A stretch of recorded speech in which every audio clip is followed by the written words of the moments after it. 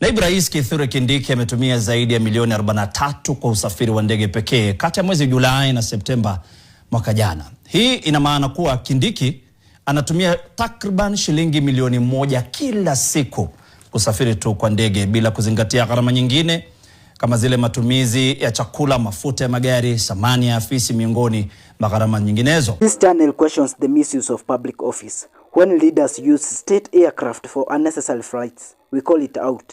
Public resources are not for personal privileges. Every flight must serve the people, not convenience.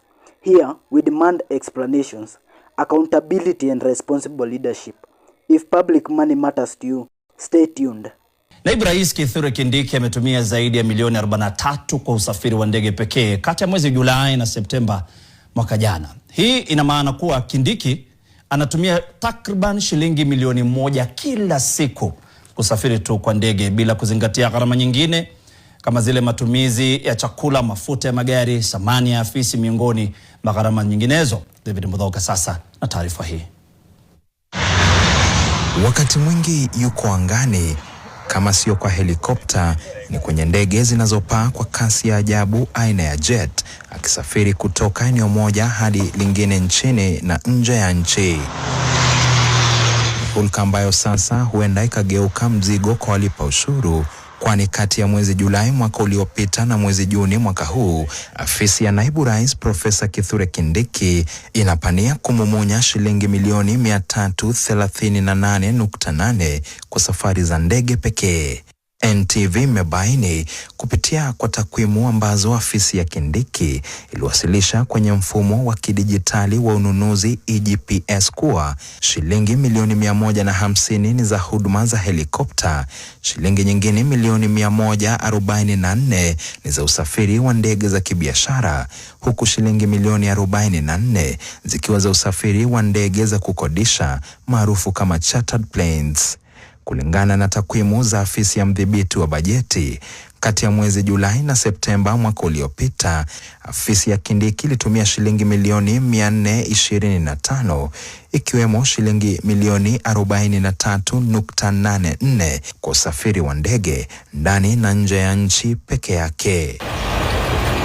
NTV pia imebaini kuwa kipindi hicho cha miezi mitatu ya kwanza ya mwaka wa sasa wa kifedha ndicho kipindi ambacho Kindiki alipania kutumia ndege mara chache zaidi, kwani kulingana na mfumo huo wa EGPS, safari za ndege zilitarajiwa kuongezeka kati ya Oktoba na Disemba mwaka uliopita na vilevile kati ya Januari na Machi mwaka huu.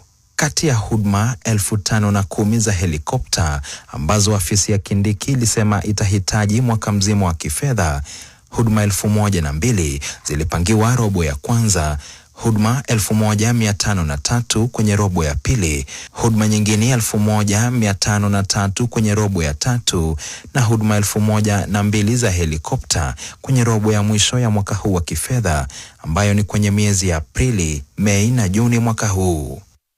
Na kwa huduma 18,400 za usafiri wa ndege za kibiashara ambazo afisi ya Kindiki ilisema itahitaji mwaka mzima wa kifedha, huduma 2,755 zilikuwa za robo ya kwanza ya mwaka, huduma 6,320 kwa robo ya pili, huduma 6,265 kwa robo ya tatu na huduma 3,060 kwa robo ya 4 ya mwaka wa sasa wa kifedha.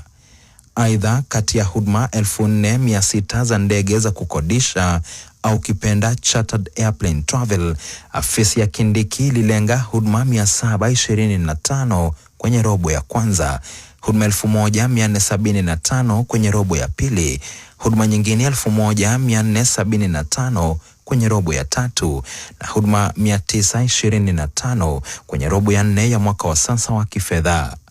Ikiwa shilingi milioni 338 ni mwaka mzima, basi hii ina maana kuwa Kindiki anatumia takriban shilingi 928 kila siku kusafiri kwa ndege.